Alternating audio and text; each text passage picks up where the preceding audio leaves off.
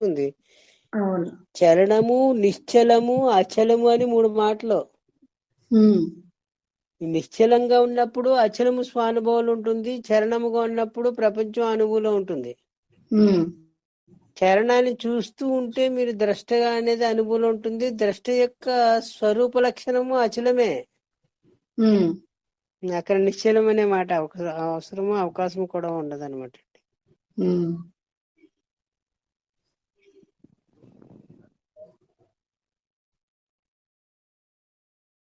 నిశ్చలముగా ఉన్నదానికి చరణమయ్యే అవసరము అవకాశం ఉంటుంది.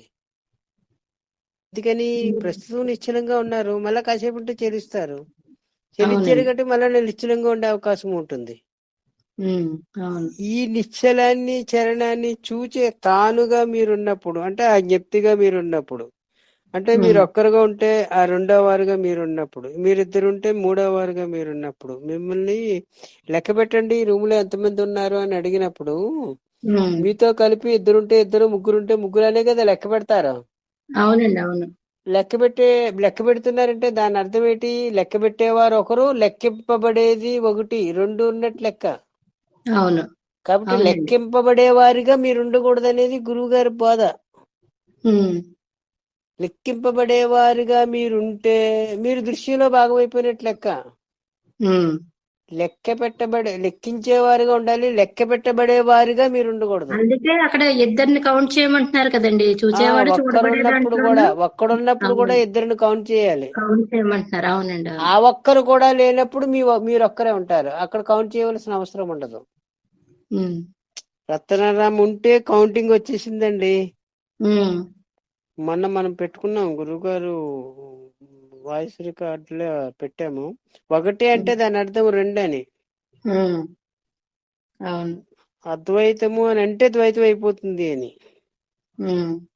ఆ ఒకటే అని అనకుండా ఉంటే ఆ ఒకటే ఉన్నట్టు, అప్పుడు ఒకటి అది అది లెక్కకు కరెక్ట్. వస్తుంది. అది కరెక్ట్ అద్వైతం అవుతుంది. అద్వైతం అని పలికినా కూడా రెండు అయిపోతుంది అక్కడ మాట వరుసకు రెండు వస్తే. అయిపోతుంది. అవును, అవును. అవును. ఇప్పుడు ఏం చేయాలి? రెండు లెక్క చేయడమే అండి. ఆ చెప్తున్నప్పుడు మీరు మీరు ఒకటే అని అనకుండా కూడా ఉంటారు. అవసరమైతేనే ఒకటే అని అనవలసిన అవసరం వచ్చినప్పుడు ఆ వ్యవహారం వచ్చిన కొరకు ఒకటి జ్ఞప్తికి అంటారు. వచ్చి వ్యవహారానికి ఆ, వచ్చి అంటున్నామన్న చెప్తున్నా సరిపోతుంది అక్కడ. అంతే కదా. చెప్తే మీరవుతారు, ఇది వ్యవహారంలో భాగంగా ఒకటి అని లెక్క పెడతారు రతనరమణి. అవునండి. రతనరమణి ఒకటి అంటే 2, 3, 4 సంఖ్యలకు అవకాశం అయ్యున్న ఒకటిగా ఉన్నారని అర్థము. ఉమ్, రత్నరామనే ఒకటిగా ఉన్నప్పుడు ఈ ఒకటికి అనేక ఒకటిలో ఉన్న ఒకటి ఇది. ఉమ్, ఈ ఒకటికి చాలా ఒకట్లు ఉంటాయి. ఎన్ని ఉంటే అన్ని, మీ దృష్టిలో భాగంగా ఎన్ని ఒకట్లు ఉంటే అన్ని. 100 అంటే 100 ఒకట్లు ఉన్నట్లు లెక్క. 1,000,000 ఉమ్, మంది ఉంటే 1,000,000 ఒకట్లు ఉన్నట్లు లెక్క.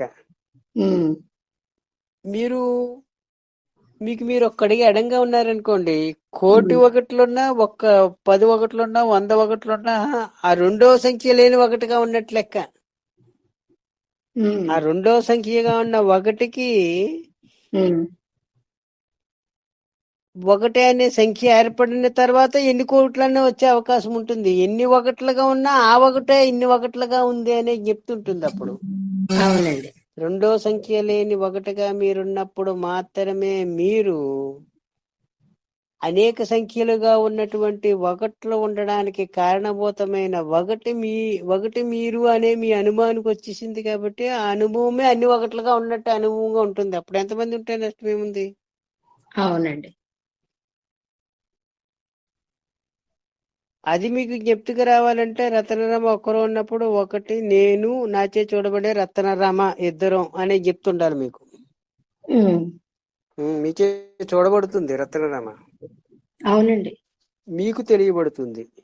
ఉమ్, మీకు తెలియబడేది, మీకు మీచే చూడబడేది. ఉమ్. అంతే. దానికి సాధన ఏం చేస్తాం? దాని గురించి నేర్చుకునేది ఏముంటుంది? ఇంకా అక్కడ ఉండడమే కదా. అంటే ఈ జ్ఞప్తికి ఉండడానికి కూడా కొంచెం ఒక విసర ఊరకు కూర్చోవడం అన్న స్థితి కూడా రావాలి కదా గురువు గారు. ఇప్పుడు ఇలా గట్టి కూర్చోవడమే. పడుతూ ఉంటే అంతే. ఉమ్, ఊరకు కూర్చోవడం అనేది స్థితి కాదు, ఉమ్. ఊరకు కూర్చోవడమే. ఊరకు అవును. కూర్చోవడం అంటే ఈ రత్నరమగా ఊరకు కూర్చోవడం వీలు పడదని కదా వీలు మనం చెప్పుకుంటున్నాం. పడట్లేదండి. అవునండి, అవును. అప్పుడు ఎవరు ఊరికి కూర్చుంటారు? అది ఎప్పుడూ ఊరకనే ఉంది. ఆకాశానికి ఊరకు కూర్చోబెట్టడం లాంటిది మనం మాట్లాడుకునే మాటలు. అవునండి.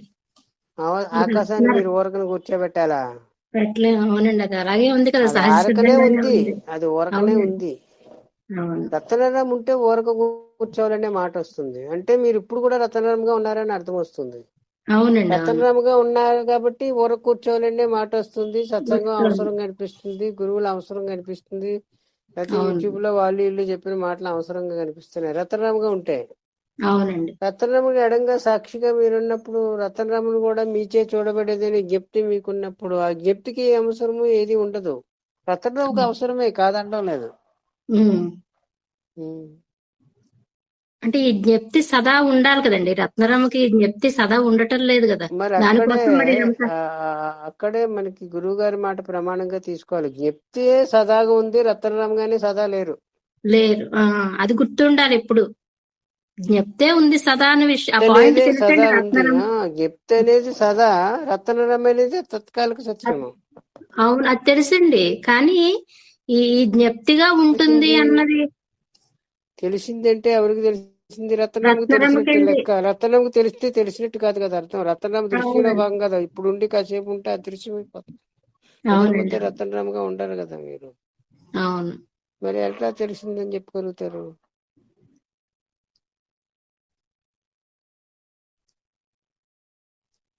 మీకు తెలిసిందే అనేదానికి అర్థం ఏమంటే మౌనాన్ని తెలియదు. వహిస్తుంది. అవునండి. ఉమ్. అక్కడ మౌనమే. మాటలు ఉండవు. మాటలుంటే తెలిసినట్టు ఉందని చెప్పాలి, తెలియలేదని చెప్పాలి. తెలిసినట్టు ఉమ్, అనిపిస్తుంది కానీ తెలియలేదు. ఉమ్, తెలిస్తే ఇంక సైలెంట్ అయిపోతుంది అనమాట. ఉమ్, ఎట్లా చెప్తారు? చెప్పాలంటే రత్నం ఉండాలి. రత్నం మీరు వచ్చిన తర్వాత వచ్చిన సంఖ్య మొదటి సంఖ్య అనమాట. 1 అని ఉమ్, లెక్క పెట్టడానికి అవకాశం ఉన్న సంఖ్య. ఈ 1 వచ్చిన తర్వాత అనేక 1లు వస్తున్నాయి. అనేక 1లు ఈ 1ని సూచిస్తాయి కానీ ఒకటిగా ఉన్న 1ని సూచించడానికి సత్తా లేదు. అనేక 1లుగా ఉన్నదానికి లేదు ఆ సత్తా. ఉమ్. ఒకటిగా ఉన్నదానికి ఉంది. ఆ ఒకటిగానే ఉంది కదా, దానికి చెప్పవలసిన అవసరం అవకాశం లేదు. అవునండి, దాని ఎప్పుడు ఒకటిగానే కదా ఉంది. అవునండి. మీరు వచ్చిన తర్వాత వచ్చిన 1లన్నీ మీరు వచ్చిన తర్వాత వచ్చిన 1లే కదా. మీకెంత సత్తా ఉందో దానికే అంతే సత్తా ఉంటుంది. ఉమ్, దృశ్యంలో భాగంగా ఉన్నదానికి. అది అవునండి, మీ అవును. స్వరూపాన్ని ఎట్లా చూపిస్తుంది? స్వరూపం గురించి అది ఎట్లా చెప్తుంది? అవును.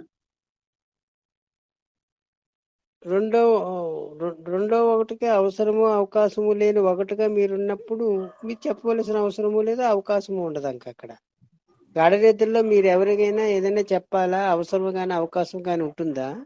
లేదండి. ఉండడం లేదు. ఎందుకు ఉండడం లేదు?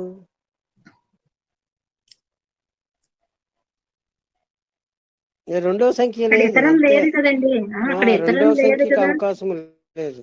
లేదదే. అవునండి, ఇక్కడ రెండో సంఖ్యకి అవకాశం ఉంది రతనరాముగా ఉన్నప్పుడు. కాబట్టి అవునండి. అవసరము అవకాశము కూడా ఏర్పడుతుంది. అప్పుడు మీరు అవును. ద్రష్టగా ఉండవలసిన అవసరం ఏర్పడుతుంది కానీ గాఢ నిద్రలో అవసరం లేదు. ఉమ్, గాఢ నిద్రలో ఉన్న మీరే రెండో సంఖ్యకి అవకాశం అయ్యున్న వారిగా ఉన్నారు ఇక్కడ. ఉమ్, అప్పుడు 1గాని ఉంటారు, రెండో సంఖ్యకి అవకాశం అయ్యున్న 1గాని ఉంటారు. 2 1లు అయ్యాయి అనమాట అండి. ఉమ్, గాఢ నిద్రలో 1, మేలుకున్న తర్వాత 2 1లు. మొదట 1కి రెండో సంఖ్య లేని 1గా ఉంది, రెండో 1కి రెండో సంఖ్య ఉన్న 1గా ఉంది. ఉమ్. రెండో సంఖ్య లేని 1కి ద్రష్ట లేక సాక్షి అని పేరు. రెండో 1కి రెండో సంఖ్య ఉండడానికి అవకాశం అయ్యున్న దానికి దృష్టిలో భాగంగా ఉన్న 1 అని అర్థము. అవునండి. దృష్టిలో భాగంగా ఉన్న 1కి వచ్చిన 1లు ఇవన్నీ. తర్వాత మీరు వచ్చిన తర్వాత వచ్చిన వారందరూ వారు మీ సమస్యను ఎట్లా పరిష్కారం చేస్తారు? ఏమంటే చెప్పనివ్వండి, తెలియదండి. సమస్య పరిష్కారం అవును. కాదు. అవునండి, అవునవును.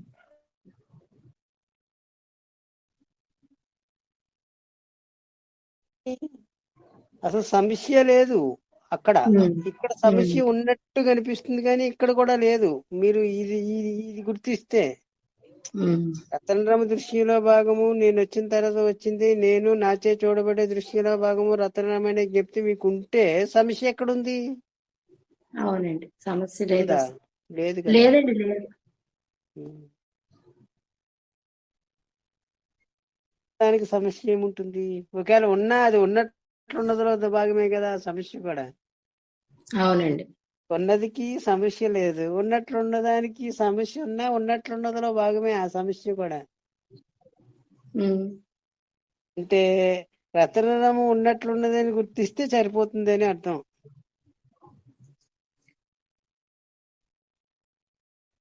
వస్తే నవ్వు, ఏడుపు వస్తే ఏడు, ఎలా ఉండాలనుకుంటే అలా ఉండు, ఆ సమయానికి మీకు ఏది తోస్తే అది చేయండి, ఎలా ఉండాలనుకుంటే అలా ఉండండి అని చెప్పడంలో తాత్పర్యం ఏమంటే ఉమ్. సహజంగా ఉండడం అన్నమాట. ఇలా ఉండు అలా ఉండకూడదు అనేదానికి అవకాశం లేకుండా ఉండడం లెక్కకు వస్తుంది అప్పుడు. ఉమ్.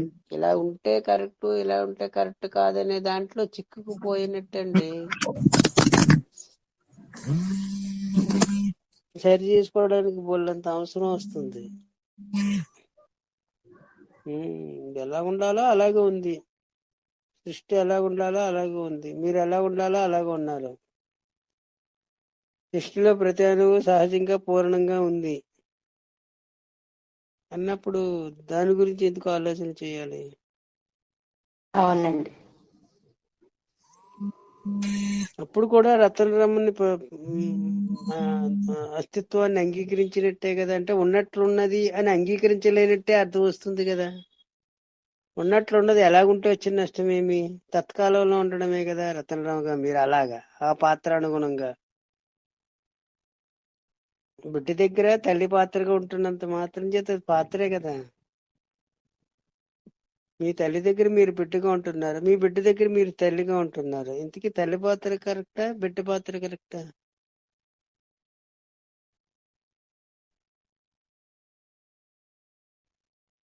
ఆయా సందర్భాల్లో పాత్రానుగుణంగా ఉంటున్నారని అర్థం వస్తుంది. ఎలా ఉంటే ఏమి?